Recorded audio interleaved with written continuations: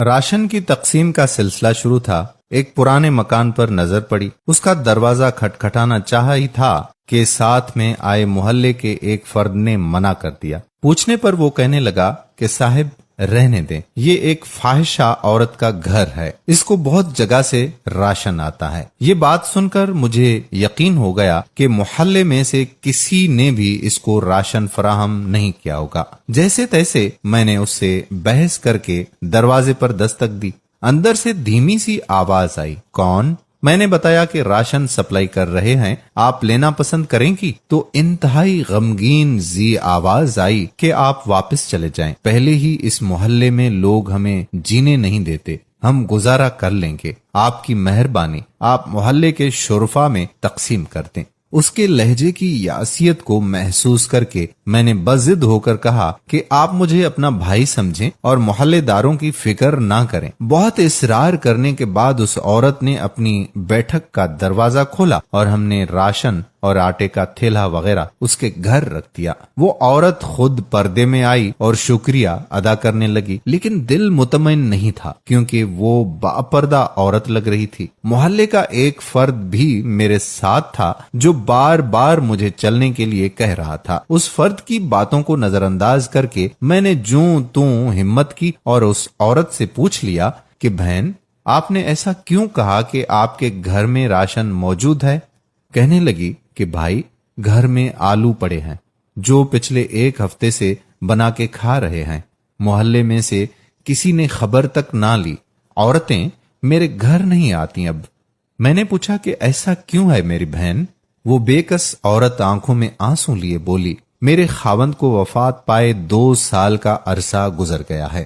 اس وقت حالات بہت اچھے تھے، میرے 2 بچے ہیں، کچھ وقت ٹھیک گزرا، میرے والد میرے لیے جتنا کر سکتے تھے کرتے رہے، ان کی وفات کے بعد حالات خراب ہونا شروع ہو گئے، بچوں کا اور گھر کا نظام مشکل ہو گیا۔ ایک دن میرے خاوند کا قریبی دوست کچھ عرصے بعد باہر سے آیا، اس نے مجھ سے بہت افسوس کیا اور مجھے کچھ پیسے دے کر چلا گیا۔ پھر وہ کچھ دن بعد آیا اور مجھے گھر کا راشن دے گیا۔ دوسری دفعہ لوگوں نے جب میرے دروازے پر گاڑی کھڑی دیکھی تو طرح طرح کی باتیں کرنا شروع کر دی۔ پھر جب وہ واپس بیرون ملک لوٹنے لگا تو جاتے ہوئے میرے گھر آیا اور کہا کہ بہن، یہ میرا نمبر ہے، آپ کو کسی بھی چیز کی ضرورت ہو تو اپنے بھائی سے کہنا، کسی محلے دار سے مانگنے کی ضرورت نہیں۔ جب وہ باہر نکلا تو محلے کے لوگوں نے اسے پکڑ کر مارنا شروع کر دیا کہ تم نے ہمارے محلے میں گند مچایا ہوا ہے۔ یہ سن کر میں نے چلانا شروع کر دیا کہ تم لوگوں نے میرا حال تک نہ پوچھا، اور اگر کوئی بھائی بن کر میرا خیال کر رہا ہے تو تم اسے بھی مار رہے ہو۔ شرم سے میری جان نکلی جا رہی تھی کہ اتنی ہمدردی کا یہ صلہ ملا اسے۔ وہ بھائی ان کو سمجھاتا رہا کہ یہ میری بہنوں جیسی ہے، لیکن محلے کے لوگوں کو جیسے ایک تماشا ملا تھا لگانے کو۔ خیر، وہ جان چھڑا کے وہاں سے چلا گیا۔ کچھ عرصے تک مجھے اگر کسی بھی چیز کی ضرورت ہوتی تو میں کال کر دیتی شرمسار ہو کر ان کو، اور وہ مجھے بینک میں پیسے حسب ضرورت بھیج دیتے۔ پچھلے 2 ماہ سے ان کو کال نہیں کی، اور پھر یہ کرونا وائرس کا مسئلہ ہو گیا تو سنا کہ ان بھائی کے ملک کے حالات زیادہ خراب ہو گئے ہیں۔ دوبارہ میری ہمت نہ ہوئی کبھی ان کو کال کرنے کی۔ اب بیوہ سمجھ کر اگر کوئی میری مدد کرنا بھی چاہے تو محلے والے مجھے غلیظ نظروں سے دیکھتے ہیں، اور محلے میں اتنے شرفا ہیں کہ ہر کوئی گزرتے ہوئے میرے دروازے پر جھانک کر جاتا ہے، باہر جاتے ہوئے مجھے گھورتے ہوئے جاتے ہیں، اپنی عورتوں کو میرے گھر آنے ہی نہیں دیتے۔ یہ وائرس تو بہانہ رکھا ہے اللہ نے ہمیں راشن بھیجنے کا، ورنہ ضرورت کا سامان تو بالکل ختم ہونے کو ہے۔ کچھ دنوں سے اس بھائی کو کال ملانے کا سوچا، لیکن ضمیر نے گوارا نہ کیا۔ سوچا کہ پتہ نہیں ان کے اپنے حالات کیسے ہوں گے۔ میرے بچوں کو بھی اب محسوس ہونا شروع ہو گیا ہے کہ محلے میں ہماری ماں کو لوگ کس نظر سے دیکھتے ہیں۔ ہمارے نبی صلی اللہ علیہ وآلہ وسلم تو دشمنوں کی بیٹیوں کے سروں پر چادر رکھا کرتے تھے۔ یہ کہاں کے دیندار لوگ ہیں کہ اگر کوئی میرے گھر میری مدد کرنے کو آتا ہے تو اس کو اس قدر مشکوک نظروں سے دیکھتے ہیں کہ لوگوں نے ڈر کے مارے مجھے زکوٰۃ تک دینا چھوڑ دی۔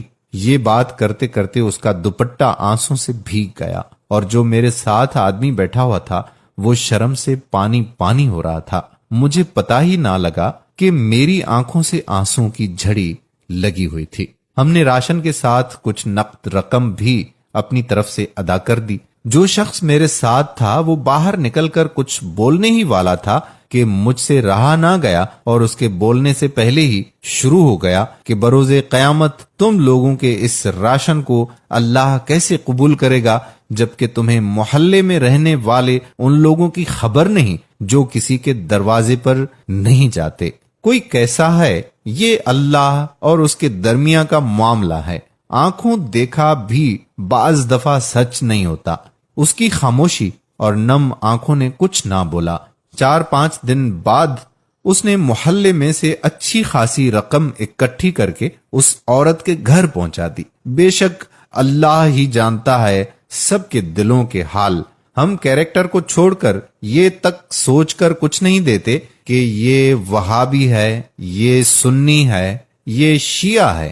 خدا را یہ سوچنا بند کر دیں کہ فلاں ضرورت مند ہے یا نہیں۔ اگر اللہ تعالی ہمیں دیتے وقت یہ نہیں سوچتے کہ یہ ضرورت مند ہے یا نہیں تو ہم کون ہوتے ہیں یہ فرق کرنے والے؟ اپنی بہترین کوشش کر کے تلاش کر کے ضرورت مندوں کو دیں، اور اگر کسی نے دھوکے سے سامان لے لیا تو وہ اللہ اور اس کا معاملہ ہے۔ آپ کی نیت پر کوئی شک نہیں اور آپ کو پورا پورا ثواب ملے گا انشاءاللہ۔ آخری بات کہ خدا را دل نرم کیجئے اور اپنے ارد گرد موجود ضرورت مندوں کا خیال رکھیں۔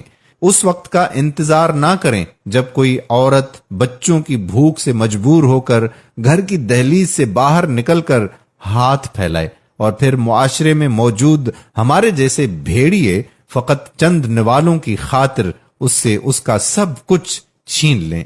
ہاتھ جوڑ کر میں آپ سے التجا کرتا ہوں کہ خود باہر نکلیں اور ایسے لوگوں کو تلاش کریں، راتوں کو اپنے محلے کا چکر لگائیں اور بچوں کے رونے کی آواز سن کر اور خالی برتنوں کی آواز سے اندازہ لگائیں کہ ان کو راشن کی ضرورت ہوگی۔